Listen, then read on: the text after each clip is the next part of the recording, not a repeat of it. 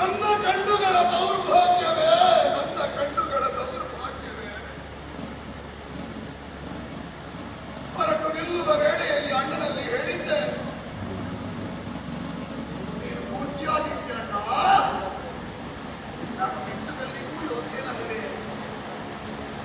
ಬಾಯಿಯಲ್ಲಿ ಹೇಳುವುದು ಸರಳ,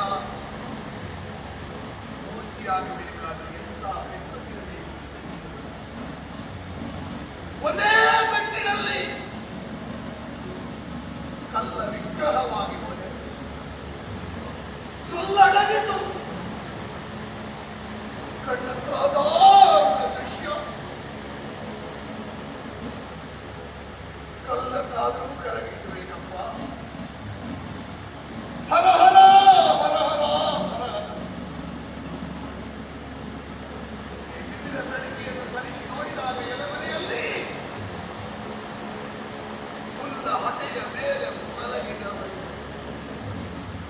10 ಮನೆ ಭಿಕ್ಷೆ ಬೇಡಿ ಬದುಕಬೇಕಾದಂತಹ ಸ್ಥಿತಿ ಇರುವ ಯಾವುದೋ ದೇಸಿಗಳೇ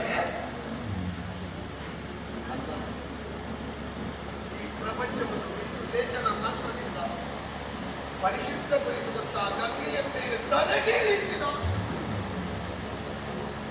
ಅದೀಗ ಕರುವನಿಗೆ ಸುಖವಾಗಿ ಬಂದಿದೆ. ಪಿತೃಶೇಷಾನ್ನವನ್ನಾದರೂ ಒಬ್ಬನ ಹಸಿವೆಗೆ ಬೇಕಾಗಿದೆ. ಶ್ವಪಟನಿಗೆ ಕೊಟ್ಟಂತಹ ಅಂಕೀ ದೇವನಂತವಳು ಹುಟ್ಟಿದ ಮನೆಗೆ ಬೆಳಕಾಗಿ ಬಂದಳು. ಒಂದು ಮಾತಿಗೆ ಬೇಕಾಗಿ ರಾಜ್ಯಕೋಶವನ್ನು ಬಿಟ್ಟು ಹೆಂಡತಿ ಮಗನನ್ನು ಮಾರಿ ವಸಣಕಾದಂತಹ ಸತ್ಯಹರಿಶ್ಚಂದ್ರನ ಮನೆಯ ಹೇಗಿದ್ದಾಳೆ? ಏನು ಇಲ್ಲದ ಅನಾಥಳಂತೆ. ಈ ಹೆರಿಗೆಯ ಸಂದರ್ಭದಲ್ಲಿಯೂ ಹಾಸಿಗೆಯಲ್ಲಿ ವಿಧಿಯೇ ವಿಧಿಯೇ ವಿಧಿಯೇ.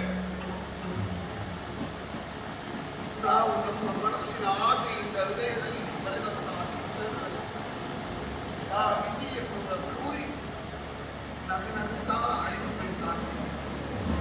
ಕೇವಲ ಅಳಿಸಿದ್ದು ಮಾತ್ರ ನೋಡಿದಾಗ ನಮ್ಮನ್ನೂ ಅಳಿಸಿಬಿಡ್ತಾನೆ. ತಾಯಿಯಾದರೂ ಅಣ್ಣನೊಂದಿಗೆ ವನವಾಸಕ್ಕೆ ಹೋಗಿ ಅಭ್ಯಾಸ ಮುನಿವಧುವಿನಂತೆ ಬದುಕಿ ಇದಕ್ಕಿಂತ ಮೊದಲೇ ಆ ಅನುಭವವನ್ನು ಕಂಡರು.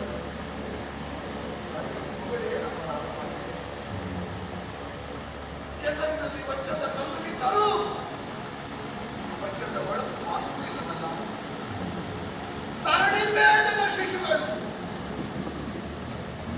ಅನ್ವಯದ ಕುಡಿಗಳು, ಚಿಕ್ಕ ಕಣ್ಣು ಹುಡುಕಿದ ಮುಷ್ಟಿ ನನ್ನನ್ನು ಅಡಗಿಸಿ ಕೇಳ್ತಾ ಉಂಟು. ಚಿಕ್ಕಪ್ಪ, ನಾವೇನು ಅಪರಾಧ ಮಾಡಿದ್ದೇವೆ? ನೀವಲ್ಲಿ ದೃಷ್ಟಾಂತವನ್ನು ಉಂಟು ಹಂಸತುಲಿಕಾ ತತ್ವದಲ್ಲಿ ಮಲಗಿ ತಪ್ಪಿನ ಗೋಡೆಯಲ್ಲಿ ಜೀವನವನ್ನು ಸವೆಸುವಾಗ ನಾನಿಲ್ಲಿ ಏನೂ ಗತಿಯಿಲ್ಲದವರಂತೆ ಈ ಎಲೆಮನೆಯಲ್ಲಿ ಬದುಕಬೇಕೆ? ನನ್ನನ್ನು ಕೆಳಕ್ಕೆ ಕೇಳ್ತಾ ಉಂಟು ಆ ಮಕ್ಕಳ ಮೌನ.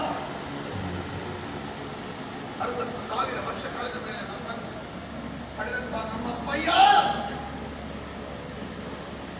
1 ವರ್ಷ ಪುತ್ರೋತ್ಸವ ಆಚರಿಸಿದರು.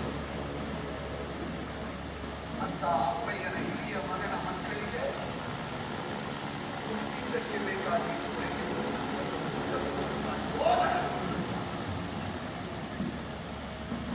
ಅಯ್ಯೋ ಅಯ್ಯೋ ಅಯ್ಯೋ, ಯಾರು ಏನಿದ್ದು ಏನು ಪ್ರಯೋಜನ? ವಿಧಿ ನನ್ನ ಎದುರು ಆ ವಿಕಟ ವಿರೋಧಿಯಾದ ವಿಧಿ ಬರಬೇಕು. ಅವನ ಹಿಡಿದು ಕೇಳ್ತಿದ್ದೆ, ಇಂತಹ ಪ್ರಾರಂಭಕ್ಕೆ ನನ್ನನ್ನು ಯಾಕೆ ದುಡಿದೆ? ಇದನ್ನು ನೋಡಿಯೂ ನಾನು ಬದುಕಿದ್ದೇನಲ್ಲ. ರಂಗನಾಥ ರಂಗನಾಥ.